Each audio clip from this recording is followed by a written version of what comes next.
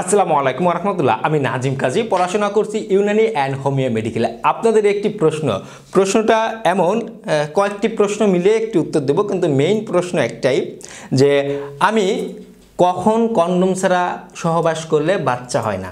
আবার অনেকেই জানতে চেয়েছেন কখন ঔষধ খাওয়ানো লাগে না বউকে সহবাস করলে বাচ্চা হয় না বীর্য ভিতরে গেলে। এই বিষয়টা অনেকেই জানতে চেয়েছেন।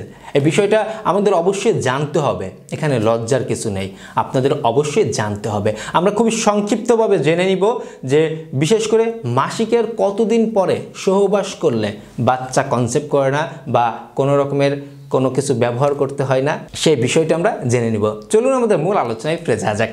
প্রথমেই বলতে চাই, আমার প্রত্যেকটি ভিডিও মেডিকেল থেকে তুলে ধরা হয়, অবশ্যই শিক্ষণীয় হিসেবে দেখবেন। আমরা চুপটি করে জেনে নিব মাসিকের কতদিন পরে সহবাস করলে বাচ্চা হয় না। এই বিষয়টা জানতে গেলে একটু কষ্ট করে আমাদের মাসিকের সার্কেলটা জানতে হবে, রেঞ্জটা জানতে হবে, যে নিয়মিত মাসিকও জানতে হবে, অনিয়মিত মাসিকও জানতে হবে। তা না হলে আমাদের এটা কোনোভাবেই সম্ভব না। তারপরও তবে কিছু কথা থেকে যায়, তাও আপনারা জানতে পারবেন। সাধারণভাবে একজন মেয়ের 28 থেকে 30 দিন পর পর মাসিক হয়। আমরা কম বেশি সকলেই জানি যে এটা একটা রেগুলার মাসিক, কিন্তু রেগুলার মাসিকটা শুধু এতটুকুর মধ্যে সীমাবদ্ধ না।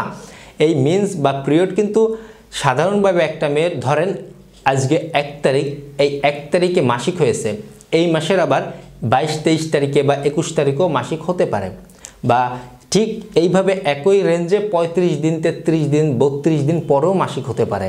মেডিকেল বলে থাকে 21 থেকে 35 দিন, বিভিন্ন গবেষণায় একটু 1-2 দিন কম বেশি আছে, তবে আমরা সাধারণ রেঞ্জে ধরে নেব 21 থেকে 35 দিনের মধ্যে যদি মাসিক হয়ে থাকে, এটা হচ্ছে একটা নিয়মিত মাসিক। আর যদি আপনার 2 মাসিকের মধ্যে খুবই ক্লোজ হয়ে যাচ্ছে সময়টা, বা আবার অনেক দেরিতে মাসিক হচ্ছে, বা 2 মাসিকের মধ্যে একটু রক্তপাত হচ্ছে, সেক্ষেত্রে এটা অনিয়মিত মাসিক। এই অনিয়মিত মাসিকের ব্যাপারটা আলাদা, আমি তাদের জন্য এই ভিডিওটা করছি না, সেটাই আবার আপনাদের বিভিন্ন মাধ্যমে বা চিকিৎসার মাধ্যমে মাসিকটাকে নিয়মিত আনতে হবে। যাদের নিয়মিত মাসিক হয় তারাই এই সার্কেলটাকে বুঝতে পারবেন। আপনার ধরেন এই মাসের 1 তারিখে মাসিক হয়েছে, তাহলে আপনি এই মাসিকের তারিখ শুরুর থেকে আপনি এই মাসের 10 তারিখ পর্যন্ত আপনি একটা সেফ পিরিয়ডে থাকবেন। আবার 20 তারিখের পরে গিয়ে আপনি আবারও সেফ পিরিয়ডে চলে যাবেন। মাসিকের মধ্যে একটা সেফ পিরিয়ড বলে কথা রয়েছে, 18 থেকে 20 দিনের মধ্যে একটা সময় পাই আমরা, যেই সময় সহবাস করলে আমাদের বাচ্চা হওয়ার সম্ভাবনা অনেক গুণে কম। ধরে নেওয়া যায় 100 জনের মধ্যে 15 থেকে 20 জনের মধ্যে হতে পারে, বাকি 80 জনের হবে না। যদি দুর্ভাগ্যবশত বা সৌভাগ্যবশত যে যাই বলেন, যদি আপনার কনসেপ্ট করে যায়, ওই 20 জনের মধ্যে আপনি হয়ে যান, কিছুই করার নেই, এটা আবার মাথায় রাখতে হবে।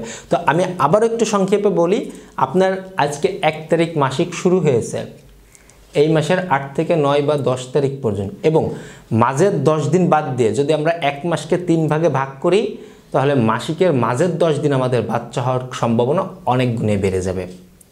আমি আবারও বলছি, কিন্তু মাসিকটার সার্কেল আপনাদের ঠিক থাকতে হবে, নিয়মিত মাসিকের ব্যাপার থাকতে হবে এখানে। অনিয়মিত মাসিকদের জন্য এই ভিডিওটি না। আপনাদের 1 মাসকে 3 ভাগে ভাগ করতে হবে, তারিখ যেদিনই পড়ুক, প্রথম 10 দিন এবং শেষ 10 দিন, এই 20 দিন আপনাদের বাচ্চা কনসেপ্ট করার সম্ভাবনা খুব কম।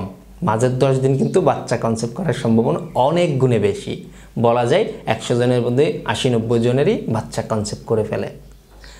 তো আমরা অবশ্যই বাচ্চা নিলে এই সময়টা সহবাস করব, বাচ্চা না নিলে ওই সময়টা সহবাস করার চেষ্টা করব।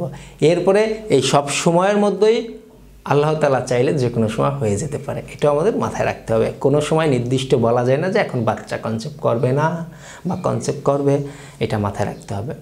এরপরও আপনারা কখনো কোনো চিকিৎসকের পরামর্শ নিতে চাইলে নিয়ে নেবেন। সবাই ভালো থাকবেন, সুস্থ থাকবেন, ধন্যবাদ সবাইকে।